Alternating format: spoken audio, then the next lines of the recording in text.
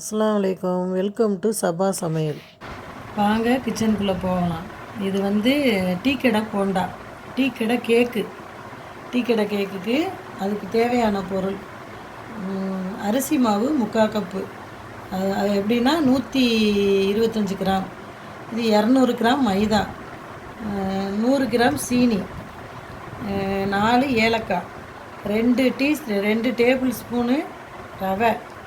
இது வந்து ஒரு சின்ன இதுக்கு ஸ்பூனுக்கு டீஸ்பூனில் 1 டீஸ்பூனு நம்ம ஆப்ப சோடா மாவு போடுவோம் இல்லையா, அந்த சோடா மாவு, 1/4 டீஸ்பூன் உப்பு, ஒரு முட்டை, ஒரு முட்டை.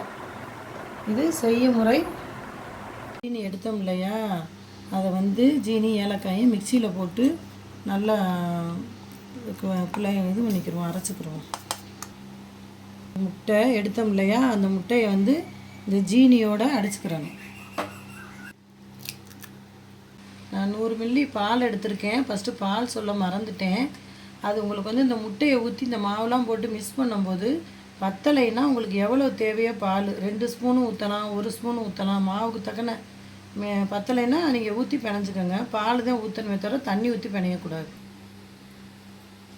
இந்த பவுலில் வந்து நம்ம அடித்தோம் இல்லையா, முட்டை ஜீனி எல்லாத்தையும் ஏலக்காய் 3ஐயும் போட்டு அடித்தோமா, அதை ஊற்றிக்கிறணும்.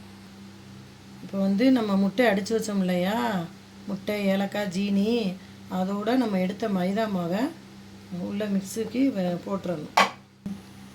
எடுத்தோம் இல்லையா அரிசி மாவு, அதையும் இதோடு போட்டுக்கிறணும். ஸ்பூன் ரவை எடுத்து வச்சோம் இல்லையா, அந்த ரவையும் போட்டுக்கிறணும். ஆப்பச்சோடா மாவு 1 டீஸ்பூன், அதையும் போட்டுறணும். நம்மளுக்கு எவ்வளோ தேவையோ உப்பு, அந்த அளவு நம்ம உப்பு போட்டுறணும். நம்மளுக்கு எவ்வளோ அந்த அளவு உப்பு போட்டுக்கிறணும். ஓகே, இதை பிணைஞ்சிட்டு ஃபுல்லாக பிணைஞ்சி முடிச்சுட்டு பத்தலைன்னா நீங்கள் 50 பால் எடுத்து வச்சுருக்கோம் இல்லையா, அதில் 1 ஸ்பூனு 2 ஸ்பூனு பார்த்து பிணைன்னு ஸ்டார்டிங்லேயே வந்து பாலை ஊற்றிடக்கூடாது. இது பிணைஞ்சி முடிச்சுட்டு தான் நம்ம அப்புறமா பால் ஊற்றணும். எல்லாத்தையும் ஃபுல்லாக மிக்ஸ் பண்ணிடணும். எனக்கு வந்து மாவு வந்து கொஞ்சம் கெட்டி பதமாக இருக்குது, அதனால் கொஞ்சமாக நம்ம எடுத்து வச்ச பாலில் 1 ஸ்பூன் ஊற்றிருப்பேன்.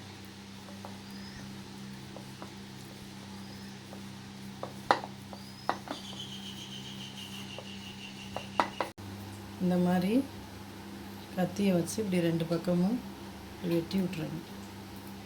வெட்டி விட்டுட்டு இதை நம்ம நல்லா கொஞ்சம் சட்டியில் எண்ணெய் வச்சுருக்கோம், அது நல்லா கொஞ்சம் காஞ்ச உடனே சிம்பிளை வச்சு போடணும்.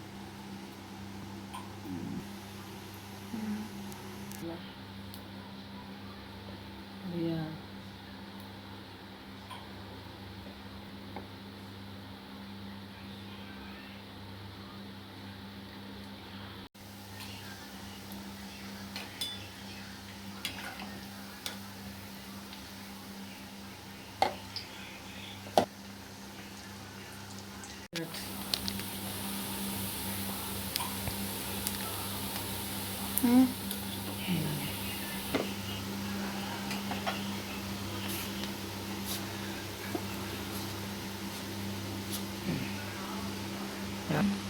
டீ கடை கேக்கு ரெடிப்பா. டீயை போட்டு சூடாக டீயை போட்டு சாயந்தரம் நேரத்தில் இந்த கேக் எடுத்து குழந்தைகளுக்கும் கொடுத்துட்டு நீங்களும் சாப்பிடுங்க, என்ஜாய் பண்ணுங்கள்.